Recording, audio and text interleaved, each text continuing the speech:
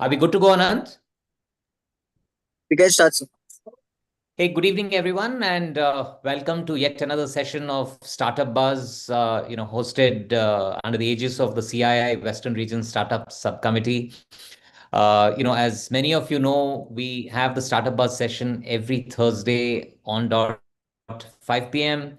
And this evening I'm honored to moderate a session with Siva Moduga. And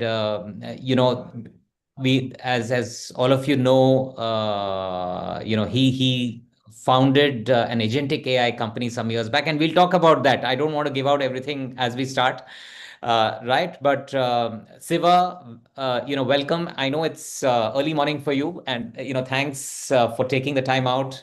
It's probably what, 6:30 in the morning. Yes, yes, it's 6:30 in the morning, but I'm excited to be here and thank you, Ravi. Thanks for inviting us and hosting me here. So it's exciting to talk about startups and AI, always fun. Great. So, I'm going to start, and one, request to the audience is to be their enthusiastic selves, and please keep the questions coming in as you always do. Siva, you founded, the company, I think in 2017, as TechForce.ai. And this was, well before the GPT era, before agentic AI, I suppose, was a thing or a phrase. Looking back, do you think you were building the right thing?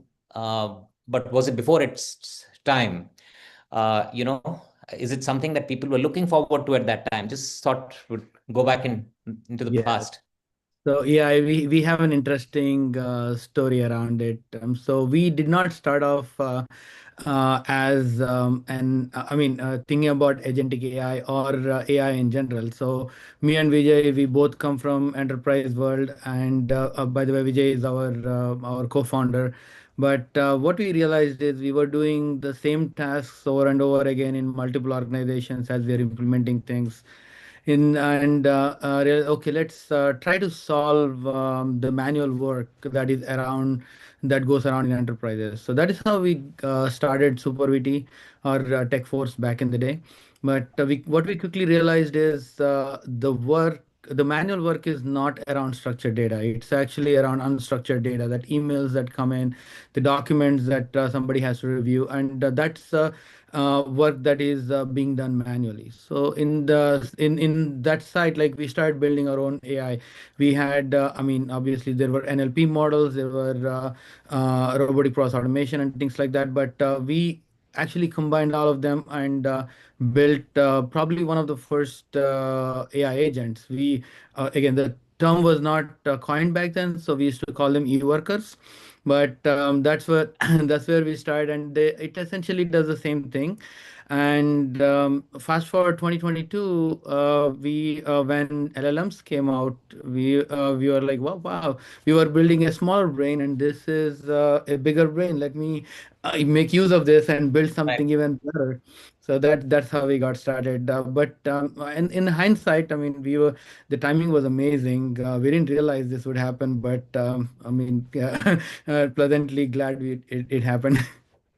Absolutely. And tell me, for coming to the world of startups, for 20 years, startups were really scaling up in straight lines, right?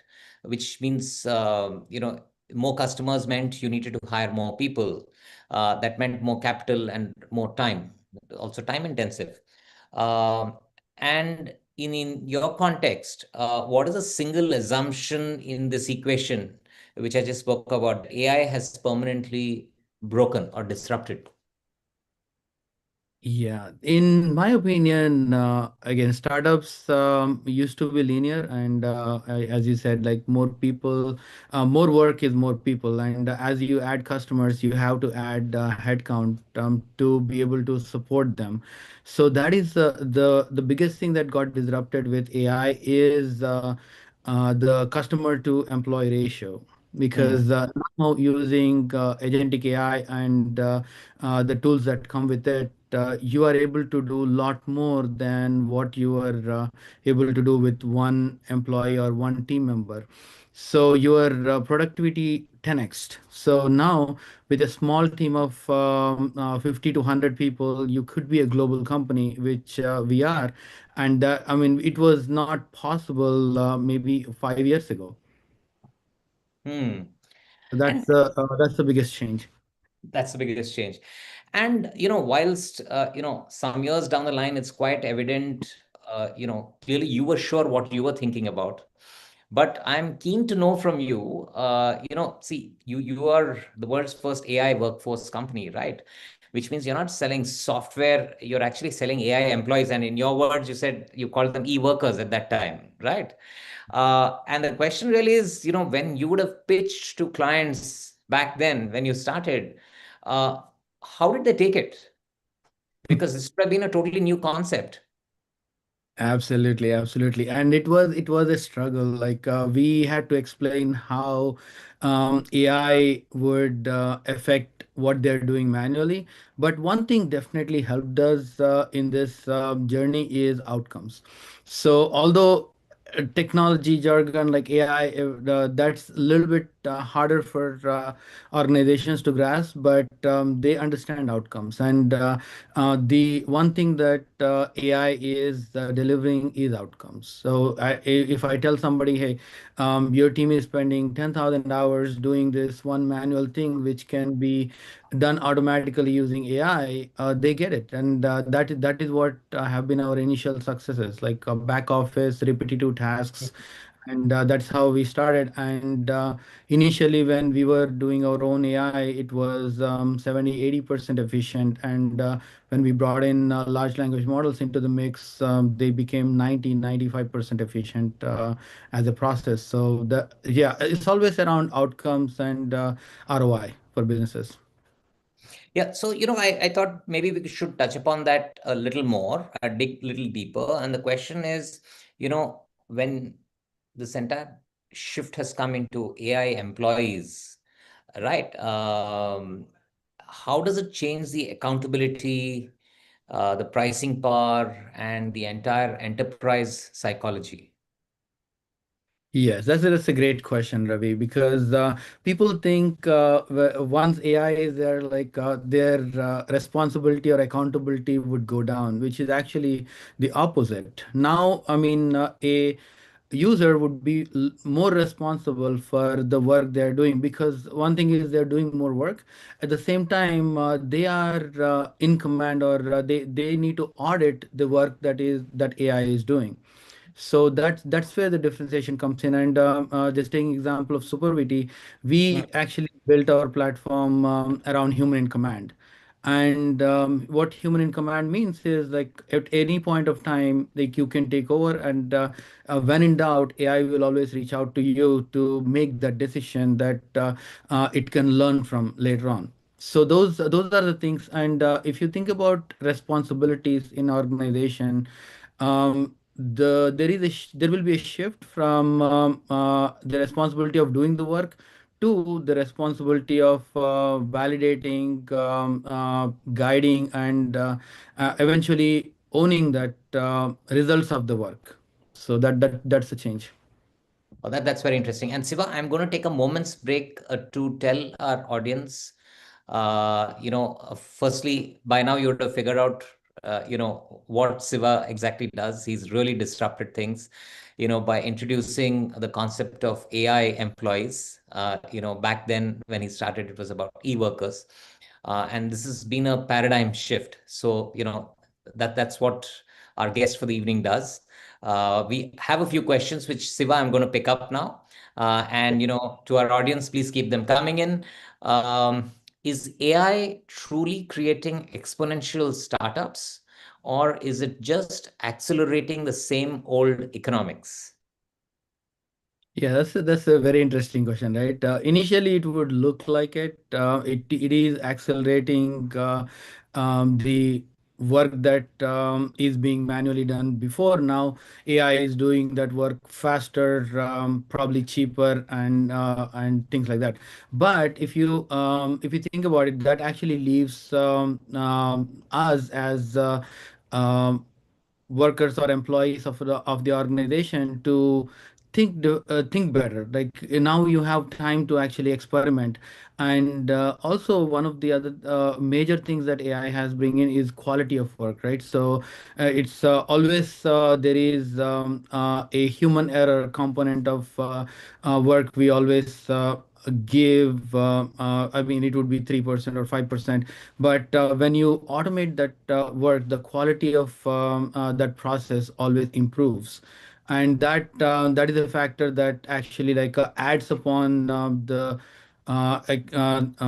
gains that the organization will get. Also, like now, so there is users are getting their time back, and that time is being used to improve the process, bring more process efficiencies, and also parallelly build on top of what we have already automated.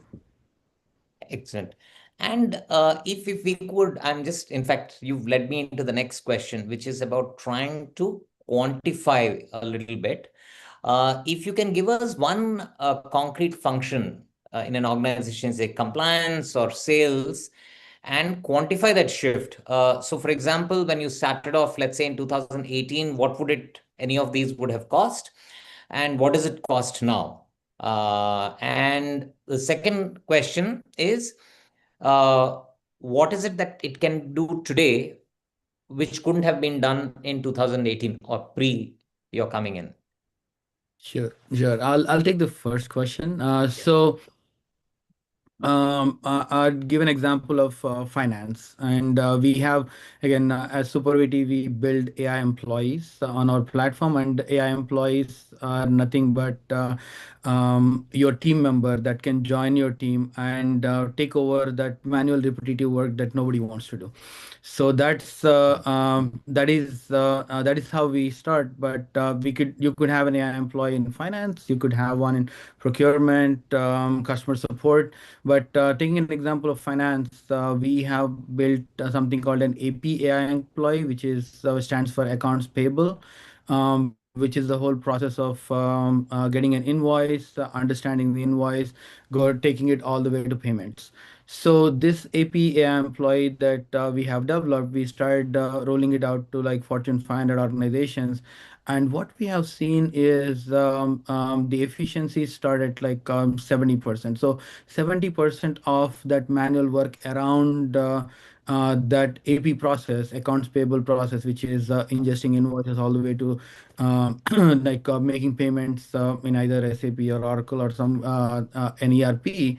That's a seismic shift for an organization, because that obviously like you could directly correlate that 70% of efficiency gains to 70% of ROI or savings.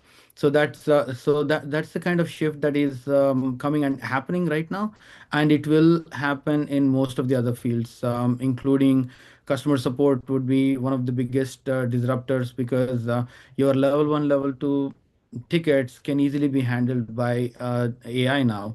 And only the tough ones and the ones that are not, that actually require physical presence, if we do something called a NOC command center and network operations, and everything that can be done using commands can be done automatically.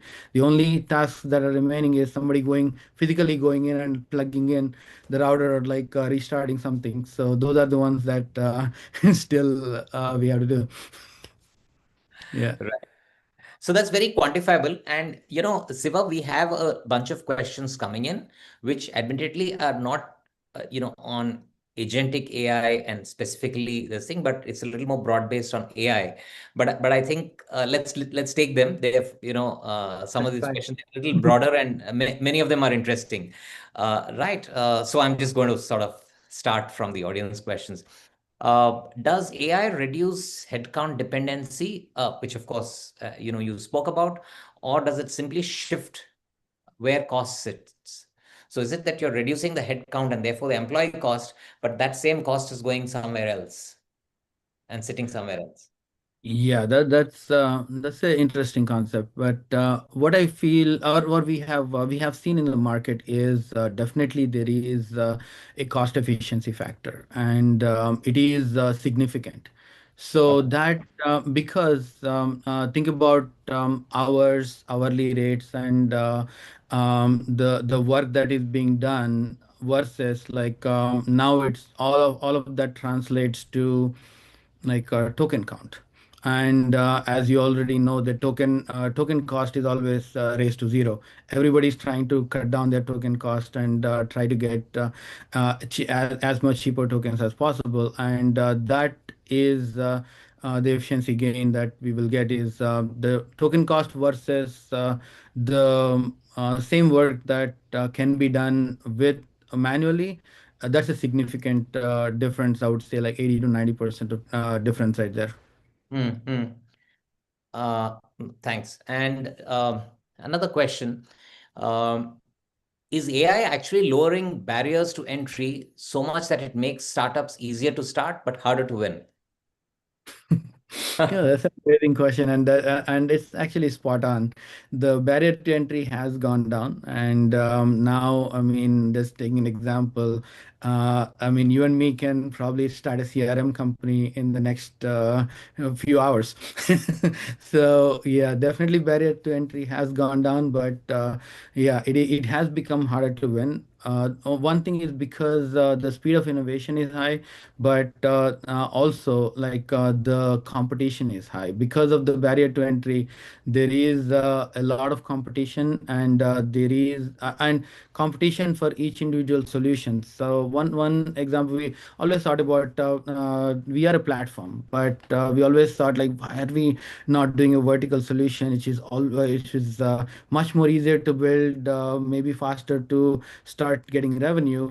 But then you have less, like a smaller barrier to entry, and you would get disrupted if there is I mean, if there is another player with enough finance, enough VC funding, you could get disrupted. Platforms are a little bit harder to build than individual vertical solutions. So we took the platform route to make sure like we can create that barrier of entry. But yeah, software building something has become significantly faster, and also like becoming again, if you build something amazing, getting a virality is also like very easy.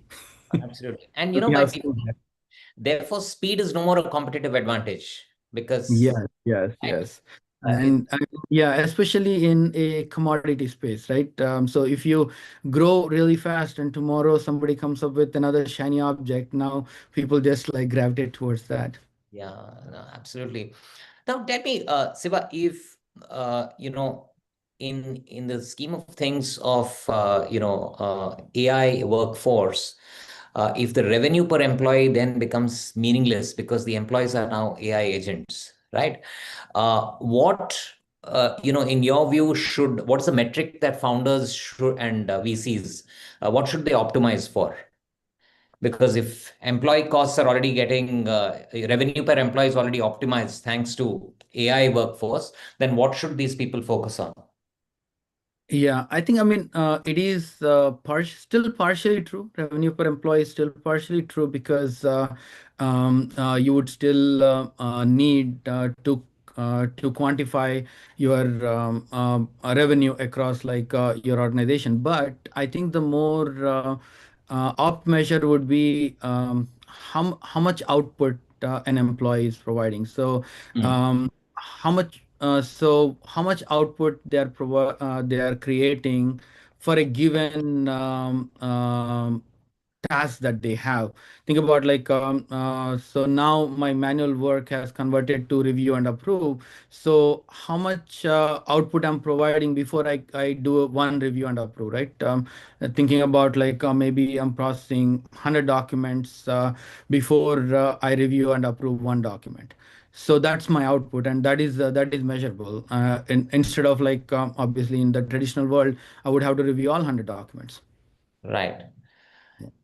And to pick up a few more questions from our audience, what percentage of AI pilots actually translate into real business value in your experience?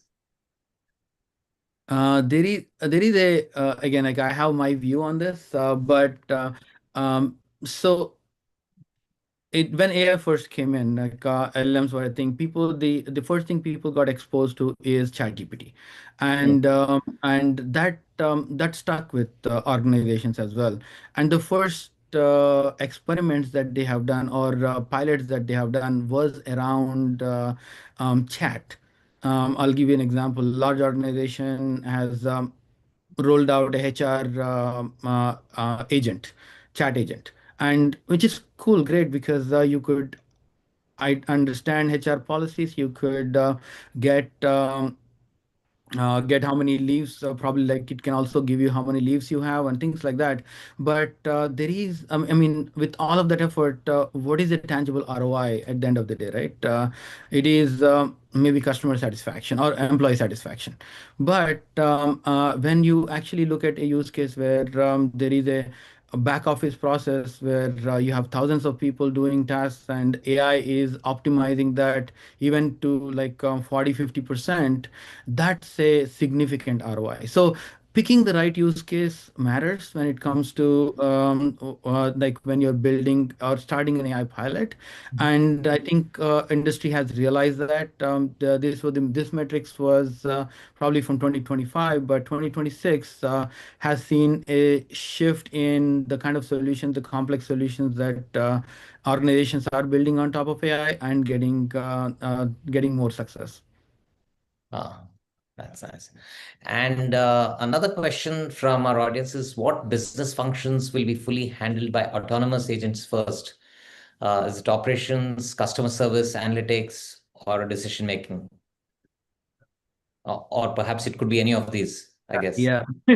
No, I'm just saying, when you're asking the question, I just went my mind went to one of our customers where we are building a digital twin for each employee, starting from all the way from the employees to the directors, and even a digital twin of the CEO. So that's their vision. Again, we are working with them because that's a very innovative idea, and we are working with them on this. But that actually tells us that every function can be disrupted, and um, uh, can be taken, or at least optimized using AI. And the idea there is, once you have that optimization, you could actually run scenarios which with think about, like, let's say I am shifting maybe 10% my resources to doing something different. So that idea, in a real world, you actually have to do that task to understand what would be the outcome. But here, if you have a digital twin, and you have a whole organization which is digital AI, you could actually run those scenarios, and understand what might be the outcome, and then whether you should do it or not. Right, right. Another question that I have, Siva, is, again, this is the question really in my mind was, has this also brought in huge downsides? And let me, frame the question. The classic startup setup arc was, basically rushing through to product market fit, maybe a couple of years, and then the next 3 years into funding series B, and then in 7-10 years you try and exit, right? But what's happening is AI is compressing this entire product life cycle, right? Yes.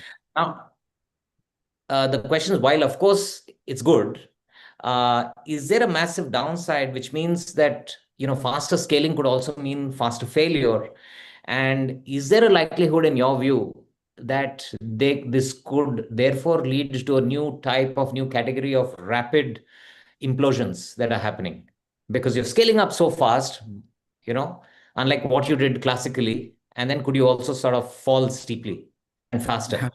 Right. And it actually goes back to our earlier discussion of okay, barrier to entry, right?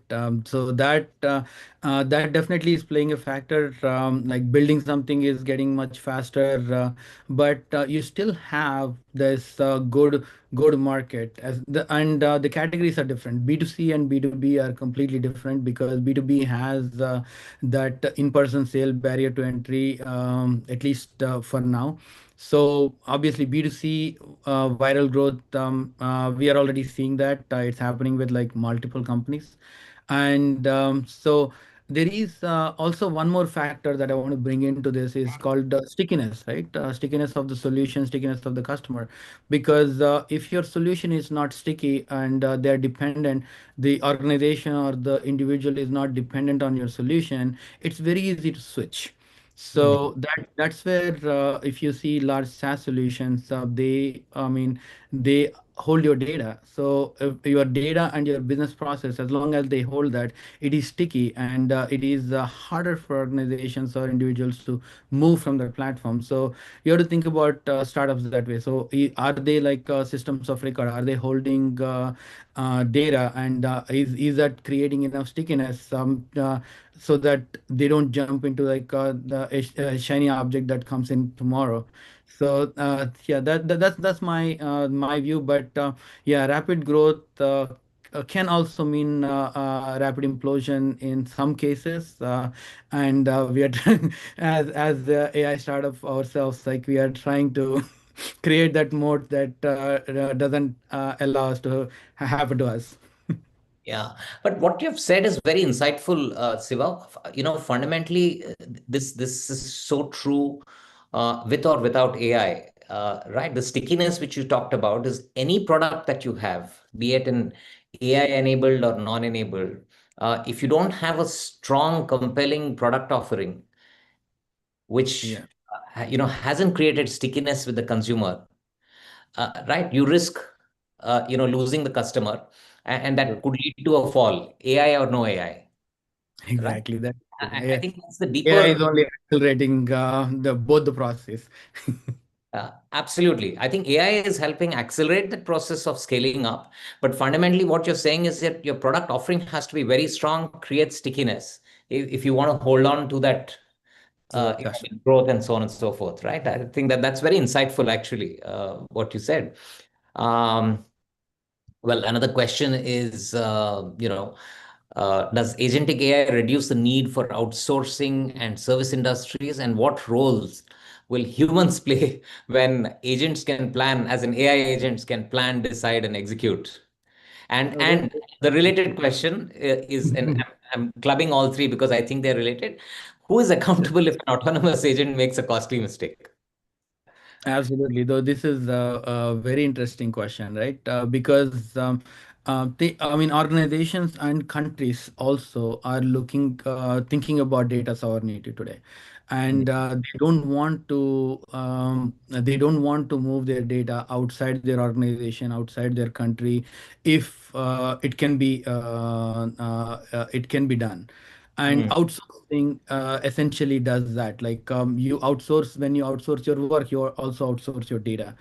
mm, So the what AI is allowing organizations to do today is insource or keep the data within their organization or within their country, and the economy of scale that you are getting with AI agents and AI employees is allowing the same team members to actually scale up the work without thinking about outsourcing. So now your team can support your 2x, 3x, 4x growth of your company without the need to outsource. So that's an important distinction because that is happening today, and that shift. I mean, we have to see how fast it will grow, but companies are deciding to keep their data within their organizations and also like in-source instead of outsource. okay. And sorry, I want to ask for the follow-up question. Like I kind of lost my train of thought.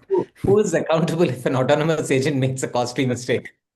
Yes, yes. So that those are the guardrails that are absolutely needed Yeah. in any system that you're building, especially for enterprises, because think about hallucination, right?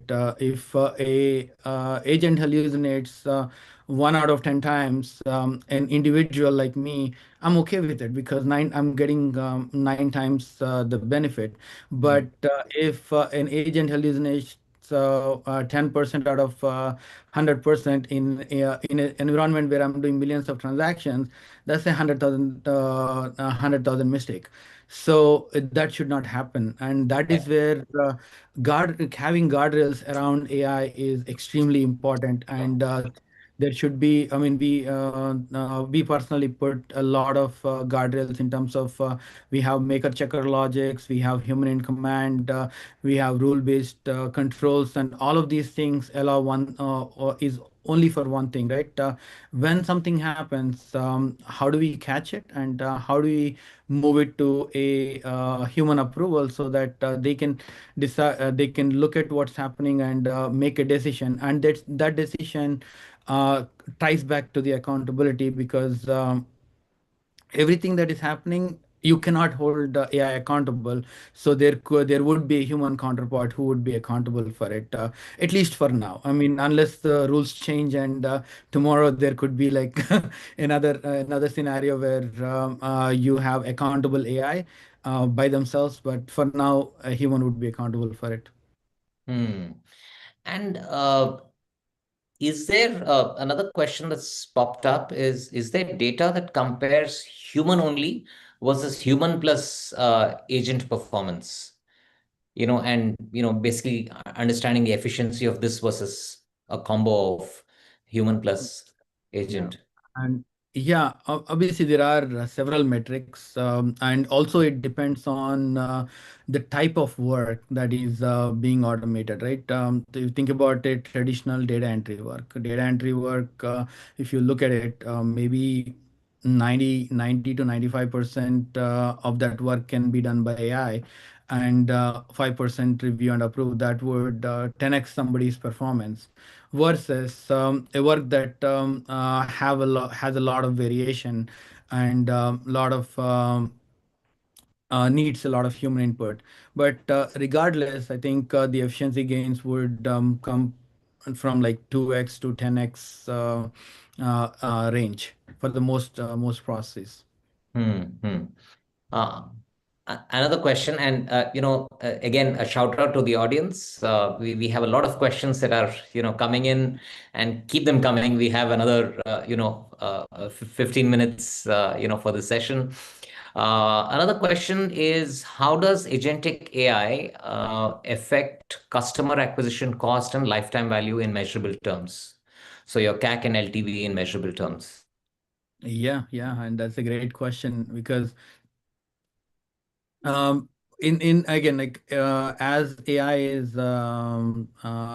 putting efficiencies into all the processes, every process in the organization, your customer acquisition is also a process, and it has starting with your marketing to like customer communication, and building something for them, or like something custom, and working with them. So all of those have accelerated significantly, and your obviously your customer acquisition cost has come down. Mhm. But the real challenge is it did not just come down for you. It came down for the whole entire market. Yes. So so you're in the same situation, but now the customer is confused because they have so many other things to choose from, and so that is where the cost reduces. At the same time, it becomes a lot more challenging. You have to Mm. find innovative ways to impress the customer, because otherwise you would just be one of 1,000 companies trying to pitch the same thing to them. Yeah. But, again, there is a fundamental issue in this, going back to what we discussed a few minutes ago. So what has happened over a period of time, as more and more organizations embrace AI and agentic AI, it'll then again become a level playing field, right? Then you need to do something else to stay ahead. You need to have a competitive advantage. So it's Yeah. back to, having a compelling offering to be able to have the stickiness of the consumer. Isn't that right, Siva? Yes, yes. And sometimes, I mean, one of the troubles or challenges we are seeing is sometimes it's not obvious to the customer because they are starting with a product or they are starting with a solution, and until they implement it, it's not obvious to them that what part of the offer gives them more value versus like I mean which vendor would give them more value because they all seem to be similar in terms of their claims. Right. So one of the things, the way we are trying to combat that is giving the customers a solution straight up, like, okay, you want something to automate your financial process, you want something to do better sales. Here you go, like try it out, look and feel, try it for some time, and then decide if you want to like take our product or not. So that because we have the faster build cycles, we could actually even customize the solution and give to the customer within weeks, so they can try this out and make a decision. So those kind of innovative processes have to be designed to be able to convince the customer. Otherwise, like I mean, anybody can come in and say, "Hey, I will build something for you to improve your sales process," and then this is my SOW, right? Instead of that, like, "Hey, this is a solution we just built for you. Try it out, and if this truly is increasing your sales process, yeah, yeah, we're happy to subscribe for you." Sure. Thanks. And this next question, I think, is a very existential question, which perhaps, all of us, including myself, need to ask ourselves: what skills are becoming statistically more valuable in AI augmented teams?